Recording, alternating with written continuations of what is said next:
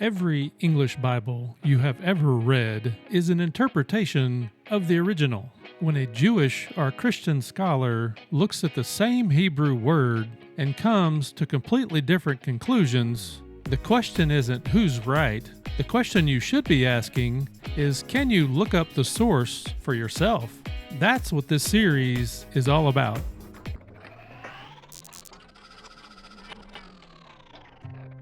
Most of the New Testament was written by Jewish men, quoting Jewish scriptures to audiences who knew these texts by heart. If we want to understand what they meant, we need to read what they read. That's what these tools make possible. Over the next 6 videos, I'm going to be going source by source of these 6 Hebrew texts: the Tanakh, the Targum, the Midrash, the Mishnah, the Talmud, and the Dead Sea Scrolls. And I'm going to show you exactly how to find these resources and read these texts yourself. Today, I'm going to start with the foundation, the Hebrew Bible, and a tool called the Strong's Lexicon. Christians call it the Old Testament. Jewish communities call it the Tanakh. That's an acronym that stands for the Law, the Prophets, and the Writings. Both contain the same books, but they're in different order, and that order matters because the way the Hebrew Bible is arranged shapes how Jewish readers have understood the biblical story for thousands of years. These texts were written primarily in Hebrew with small sections in Aramaic in the books of Daniel and Ezra. The authoritative Hebrew text was essentially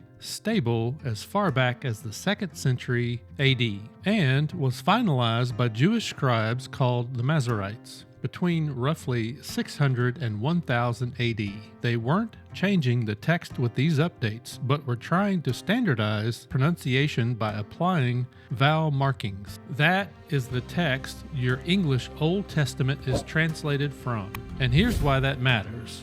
Most translation disagreements, including the ones that affect Messianic prophecies, go back to choices made right at that Hebrew source. You'll also occasionally hear about the Septuagint, a Greek translation of the Hebrew Bible used widely in the 1st century, including by New Testament authors. It sometimes differs from the Masoretic text. We'll come back to that in a later video when we look at the Dead Sea Scrolls. One more thing before we move on. The order of the books in the Tanakh is different than your Christian Old Testament, and that difference shapes how Jewish readers understand the entire biblical story. I made a separate video on exactly that topic. The link is in the description. It's worth watching alongside this series.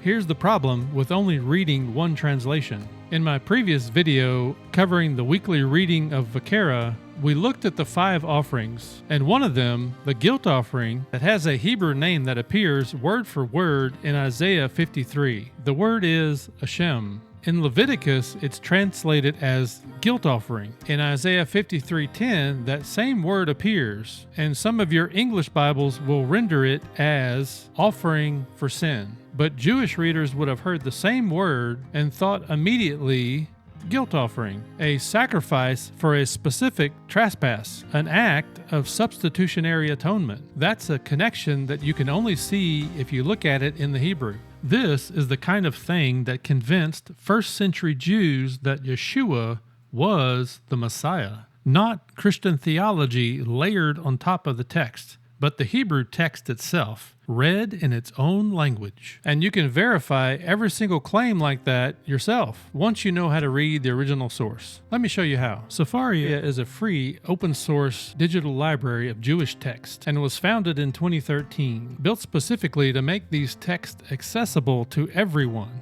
not just scholars. And it is genuinely one of the most powerful research tools to anyone studying the Hebrew Bible. Here's how to navigate it. So from the home page, you can either search a specific verse or you can browse the library. Okay, so first we're going to go find Isaiah 53. From there, we're going to go to verse 10. So once you're on the text, you can toggle the Hebrew and English either side by side, top and bottom, or left and right. I like to do it like this because English reads left to right, Hebrew reads right to left. This is the standard Jewish English translation, and when you first connect to this website, it's going to default to the 23 version. A lot of times what I will do is I will switch the translation to the older translation, is JPS 1917. Once you change that version, you can also see how it's changed over time as well. How they're handling the text in the older version and how they're handling it in the newer version, there will be some differences. You just have to look for those. Now here's the real power, is what's called the connection panel. This panel shows you every Jewish literature that references the particular verse that you selected. So for instance, if it's referenced in the Talmud, the Midrash, and you also have commentaries. Now I'm going to get into that deeper in a different video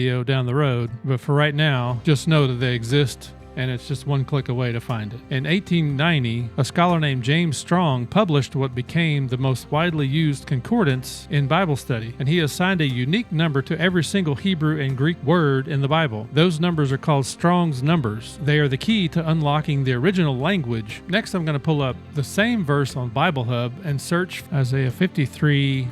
If you click on interlinear, then what that does is it breaks down the verse in Hebrew and English. So once we pull up that same verse, see it's Strong's entry. Now remember, like I said before, Hebrew reads from right to left, not left to right. So as you're looking at the verse, you may notice that it looks like parts of it are written backwards. Now this is that word I was talking about earlier, Hashem. So let's pull that one up. This entry is showing you the root, the definition, and every place this word appears in the entire Hebrew Bible and how it was translated each time. So the keen eye will also notice that as you're seeing this verse laid out, you could see the order of the words, and you could see what we were seeing here, Hashem. This is what the Hebrew word looks like. Find that same 3 letters, and there's Hashem, guilt offering. But now, instead of seeing each verse side by side, in Bible Hub, you were able to break it down word for word, so you could see which word goes with which English translation. So that gives you the opportunity. You can kind of treat this like your Rosetta Stone for the true Bible reader. And I'll go back to Bible Hub, and you'll also see that the first mention of Hashem was actually Leviticus 5:19.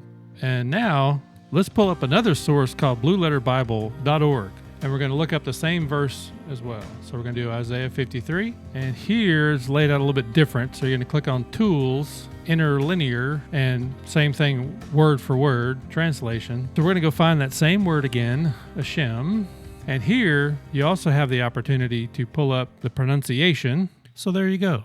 Now you have 2 or 3 tools to choose from that you can use to cross-reference each other. So here's the complete workflow, start to finish. As a bonus, let's do a little fun experiment. Let's go back to blueletterbible.org again, and what we're going to do is we're going to show all of the notes, and we'll see, if you look very carefully down here, Brown Driver Briggs Hebrew English Lexicon. This source, so notice the same source is here. A lot of times these same tools are from the same sources because keeping these sites up and running is a lot of work, and it's probably easier for them to just use a source that's already provided. So basically, they're both pulling from the same source for some of their commentary. Before I wrap up, if you ever want to go deeper into this kind of study, there's a couple of tools I'd actually recommend. First, for people who like physical references, there's the earlier mentioned Strong's Exhaustive Concordance. It's been in print for over 130 years and has every Hebrew and Greek word indexed. The link is in the description. And honestly, doing this kind of side-by-side research is a lot easier on larger screens.